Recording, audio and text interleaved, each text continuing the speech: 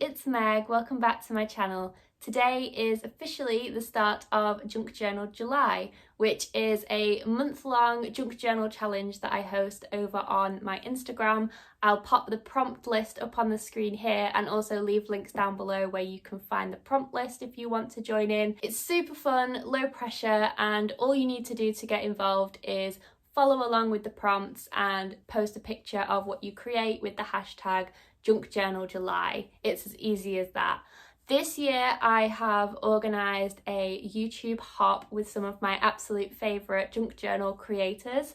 So we have Johanna Clow, Kaylee Gray, Helen from Journal with Purpose, Grace from Miss Paper Lover, Rachel from Roxy Creations, Joey DeFee, and Barbara from 49 Dragonflies. So each of these really super talented ladies has created a video for you to watch, full of inspiration and tips for getting started with junk journaling. So I will leave all their links down below so you can go and watch their videos. Today I'm just going to be sharing with you some of my top tips for junk journaling, because every time we do these junk journal Januaries and junk journal Julys, there's a lot of newbies, and I really wanted to give you guys some tips and some inspiration, and even if you've joined us before, maybe some ideas of things that you could do in your journaling. So I hope you enjoy this video, and I hope to see you over on the hashtag Junk Journal July over on Instagram.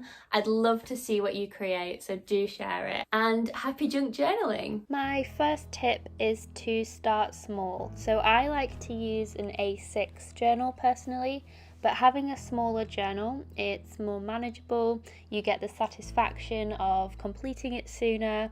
It's low pressure. You don't have reams and reams of pages in front of you to fill, especially if you just do one signature as well. So I would highly recommend starting off with a smaller journal because it's much less daunting.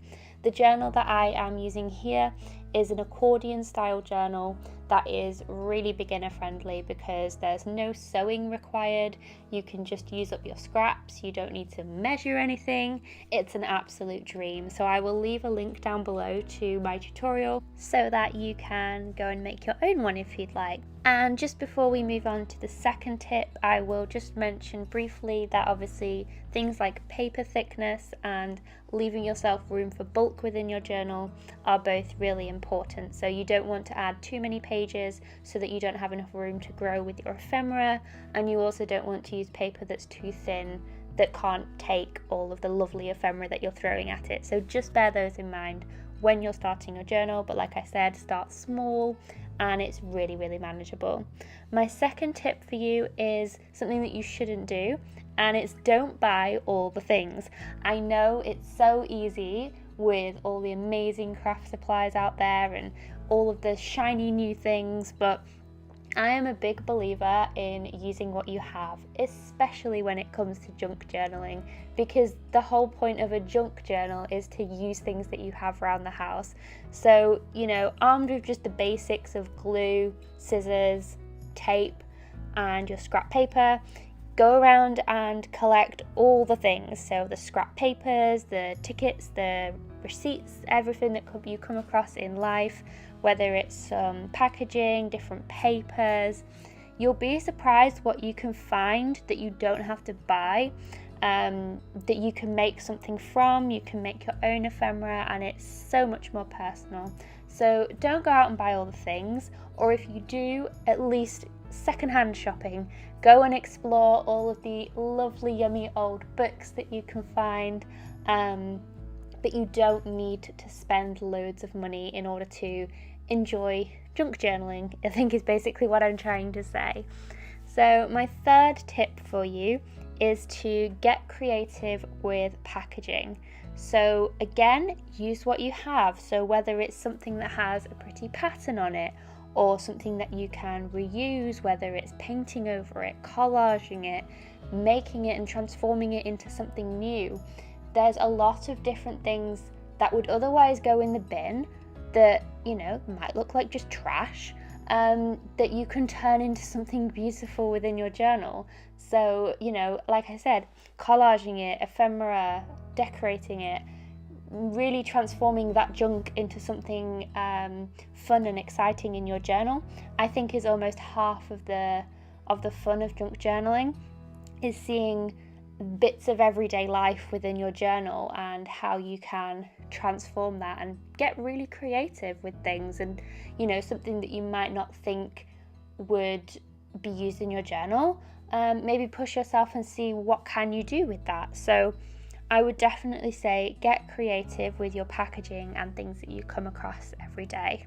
Always keep an eye out. You have to be a bit like a magpie when it comes to packaging. There might be the smallest little decorative bit that you can cut out of something and use within your journal. It's honestly one of my favorite things to use in my journal.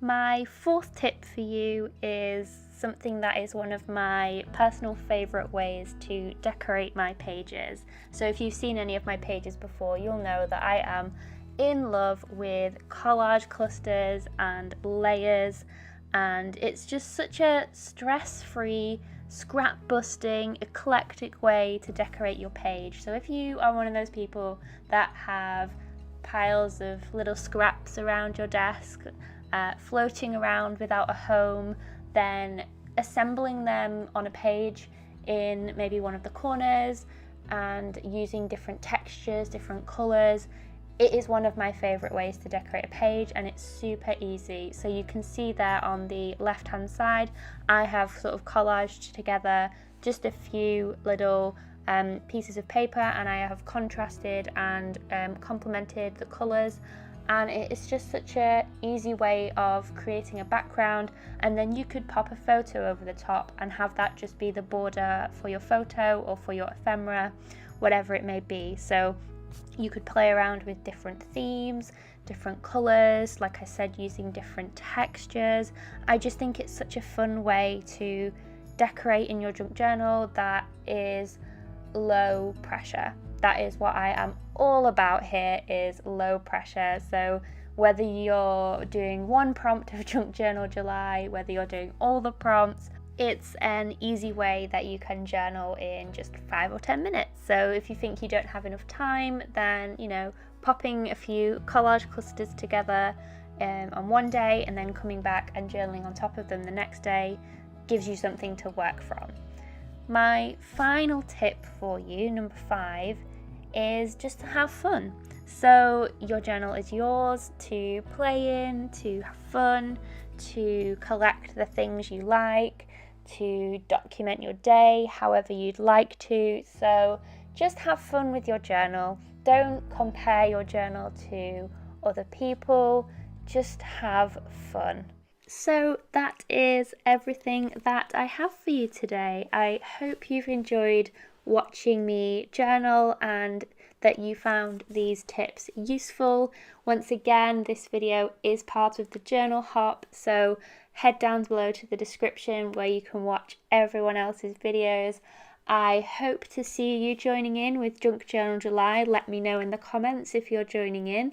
And yeah, it should be a super fun month. So thank you so much for watching. And if you don't want to miss out on any of my future videos, then make sure you subscribe to my channel. And I will see you guys in the next one. Bye!